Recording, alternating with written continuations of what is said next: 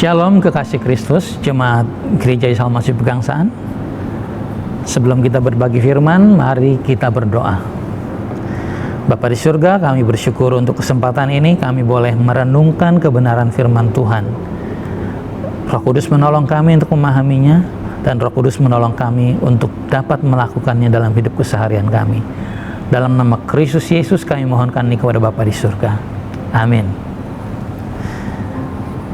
Dalam renungan kali ini saya akan berbicara mengenai etos kerja Kristen. Bacaan terambil dari Efesus 6 ayat 5 maksud saya, akan saya bacakan untuk kita. Efesus 6 ayat 5.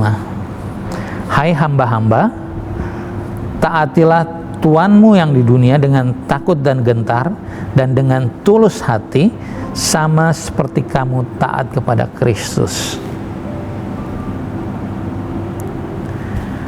Di dunia kerja, keberadaan orang Kristen dengan orang dunia ya setali tiga uang. Susah membedakannya, seringkali seperti itu. Tidak ada perbedaan yang mencolok dalam hal nilai etika kerja. Malahan, ini dia ironinya, seringkali orang yang tidak percaya, bukan orang Kristen, bekerja lebih baik dari orang Kristen.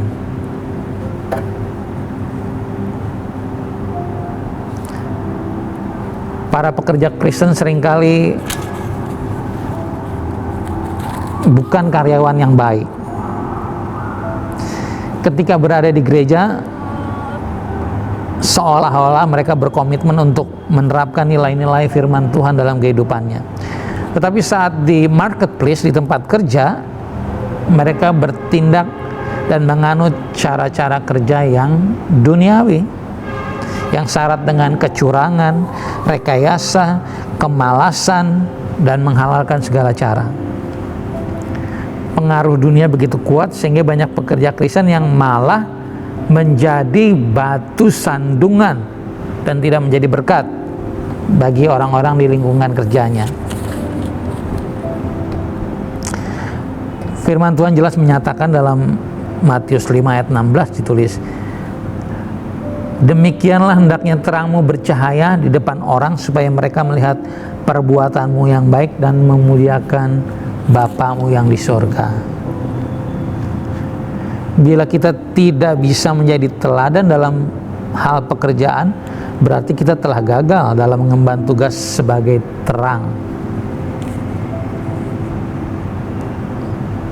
Oleh sebab itu, mari kita perhatikan beberapa nilai berkenaan dengan dunia kerja. Yang pertama, sebagai seorang pekerja Kristen, kita harus memiliki rasa hormat dan taat kepada siapapun pemimpin kita.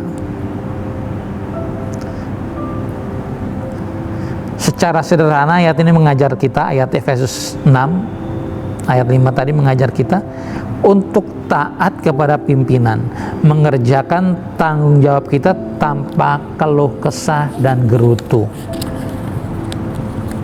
Namun ada awasan, kita tidak harus menuruti perintah pimpinan untuk melakukan sesuatu yang salah, yang tidak etis, dan yang bertentangan dengan firman Tuhan.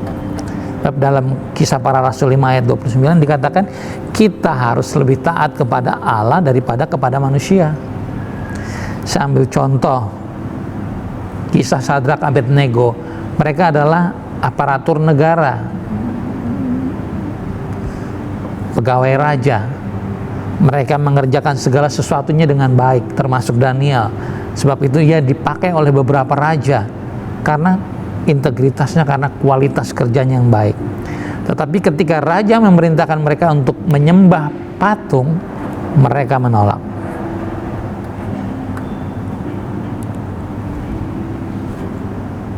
Kita harus taat pada pemimpin, yang pertama. Yang kedua, kita harus menjadi pekerja atau karyawan yang tekun dan bertanggung jawab. Kita harus bekerja dengan segenap hati, bukan untuk menyenangkan pimpinan, tapi perbuatlah itu seperti untuk Tuhan dan bukan untuk manusia. kamu tahu bahwa dari Tuhanlah kamu akan menerima bagian yang ditentukan bagimu sebagai upah. Ayat 23 dan 24a. Bila yang menjadi motivasi kerja kita hanyalah sebatas memperoleh gaji di akhir bulan, yang akan kita tuai sebagai pekerja hanyalah sebatas gaji itu. Dan akibatnya kita mudah mengeluh dan selalu hitung-hitungan terhadap tugas yang diberikan. Namun, bila motivasi kita adalah menyenangkan Tuhan dan bekerja demi Tuhan, kita akan bekerja dengan penuh semangat dan selalu ingin memberi yang terbaik.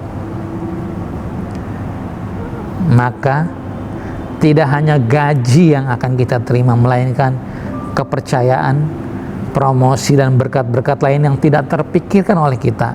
Itu yang disediakan Tuhan bagi kita, karena kita bersedia memakai seluruh aspek hidup kita, termasuk pekerjaan, sebagai alat kesaksian di tangan Tuhan. Selamat menjadi pekerja Kristen yang baik. Tuhan Yesus memberkati. Kita berdoa. Terima kasih Tuhan untuk kebenaran firman Tuhan. Sebagai apapun Tuhan tempatkan kami, profesi kami, kesempatan yang Tuhan percayakan, kami akan mengambil bagian di dalamnya dengan mengerjakan sebaik-baiknya agar nama Tuhan dipermuliakan. Tolong kami, mampukan kami untuk menghidupi keyakinan ini dalam dunia kerja. Dalam nama Yesus Kristus kami mohonkan ini kepada Bapa di surga. Haleluya.